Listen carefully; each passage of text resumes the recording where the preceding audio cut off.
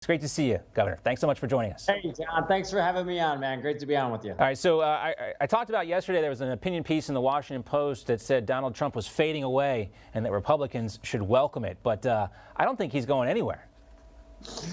Donald Trump is not going anywhere. And I think, the big story about the Washington Post is that they were caught again making fake news, making up false quotations, putting words in Donald Trump's mouth that he never even said. It's very clear that the left's wish, the establishment's wish, the swamp's wish is that Donald Trump would fade away. But in fact, Donald Trump is the dominant force in the Republican Party. And because of his leadership, the Republican Party has become an America First party. It's become a peace through strength party. It's become a broad-based prosperity party. And it's very clear that President Trump is here to stay. And the MAGA movement is the most powerful movement in the Republican Party right now. Yeah, clearly. We kind of saw him alluding to his dislike for Mitch McConnell there in the first clip, but he was a little bit more explicit here later on in the interview. Let's play that clip. Here he is talking about McConnell and blaming him for the Georgia Senate losses in 2020. And the Republicans, frankly, were fighting for $600 versus $2,000. And that was the only ad that the Democrats took. That was a disaster.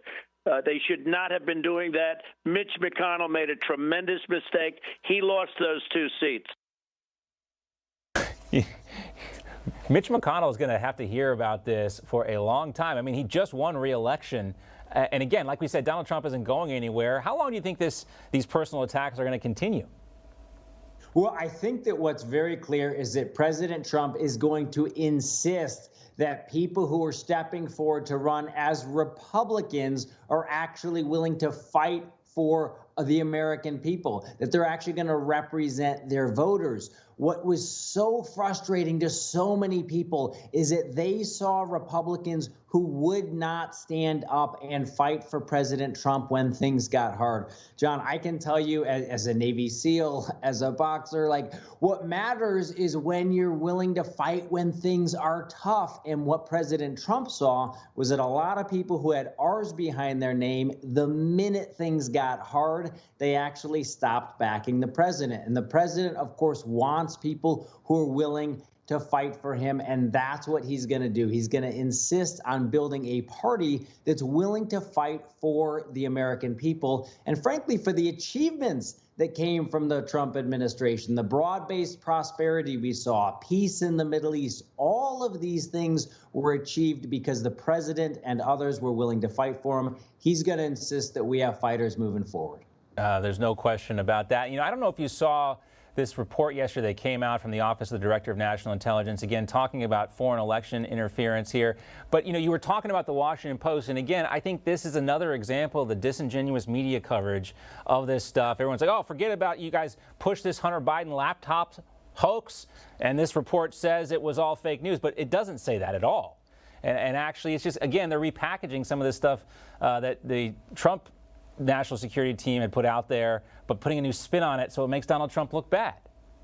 Well, John, this is why people across the country are coming to watch your show every single day, every week. It's why more and more people are coming to watch your show. It's why they're coming to Newsmax. It's because they can actually get the straight facts.